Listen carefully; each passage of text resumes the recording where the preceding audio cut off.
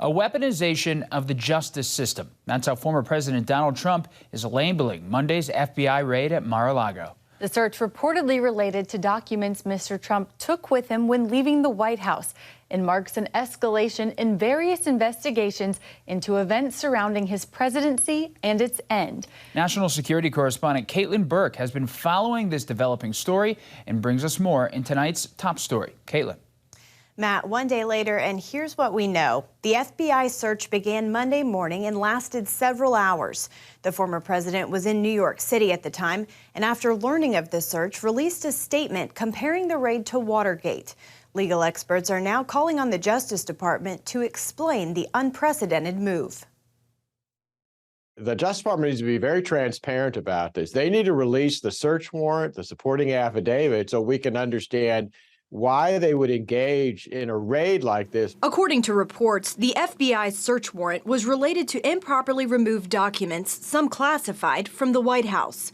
Legal expert Hans von Spakovsky with the Heritage Foundation says if that's the case, a raid was out of line. The National Archivist and potentially the Justice Department should have been negotiating with the president to have government lawyers and others go in to sort through the documents to find what else needed to be returned to the National Archive.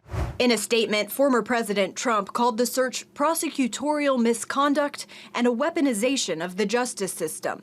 Trump and his allies have previously accused the FBI of being a tool of the Democrats out to get him.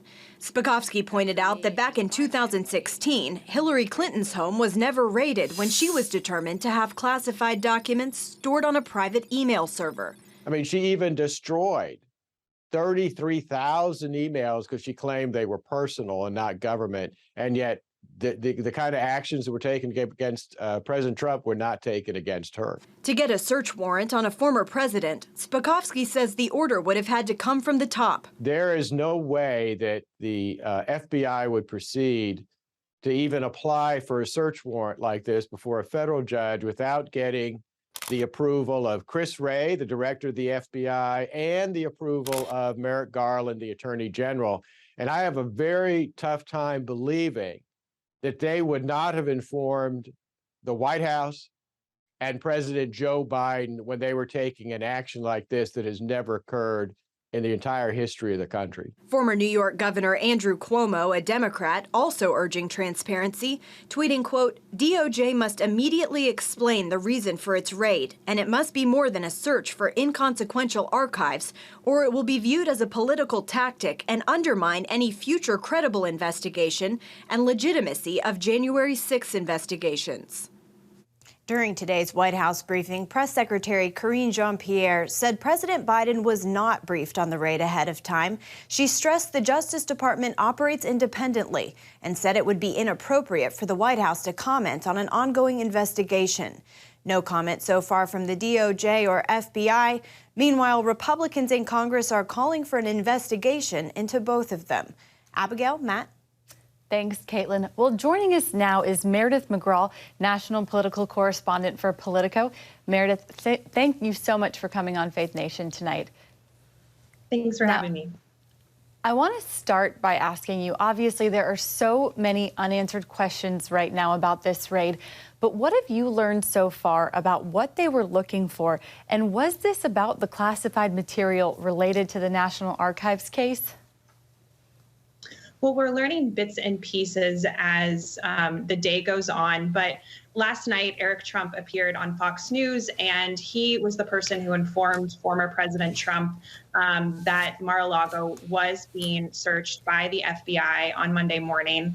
And he says that it was in relation to the National Archives. I spoke with an attorney for the former president who confirmed as much as well and said that paper documents were seized. And we do know that the Justice Department has been looking into how the former president and his team handled classified documents after he left the White House. We know that They issued a subpoena. They convened a grand jury to investigate this more. And in order for the FBI to conduct this search warrant, they would have had to get approval from a federal judge and prove that they had reason to believe that the former president committed a crime here, and that what they're looking for, whether it's documents or whatever nature of what they're looking for is, we still don't know exactly, that it was there at Mar-a-Lago. Meredith, by any measure, this is unprecedented. We've never seen anything like this before, a search on a former president's property. You just mentioned the approval they needed from the federal judge, but how likely is it that Attorney General Merrick Garland personally approved this warrant? Well, for any sort of investigation into a high-profile political figure, we do know that the DOJ had issued a memo that said they would have to make the highest levels of the DOJ aware of that. So I don't know if Merrick Garland was specifically involved with that, but we do have reason to believe that this went all the way up to the top, perhaps, in clearing this. And of course, there's so many sensitivities about dealing with a former president and just dealing with this sort of highly politicized investigation at this moment. Mm-hmm. And Meredith, we have just under a minute left, but in an article you wrote today, you said your sources close to Trump are telling you this is going to expedite his decision to run again in 2024. I want to ask you, just so far, how is this playing politically for the former president, and what might happen to him if they have found something? Well, we've seen a lot of Republicans rally around the former president. Everyone from Florida Governor Ron DeSantis to Kevin McCarthy, and of course Trump's allies in Congress, have viewed this as an overreach. Some others have taken a more cautious approach, like Senator Tim Scott. But I know for a lot of people around Trump, they have seen this as a politically galvanizing moment for them. They feel that the former president was wronged and the FBI stepped over a line here, and that this could certainly embolden him as he moves towards potentially announcing a 2024 run. Well, Meredith, thank you. We're going to have to hold it right there, but Politico's Meredith McGraw, thank you so much for joining us.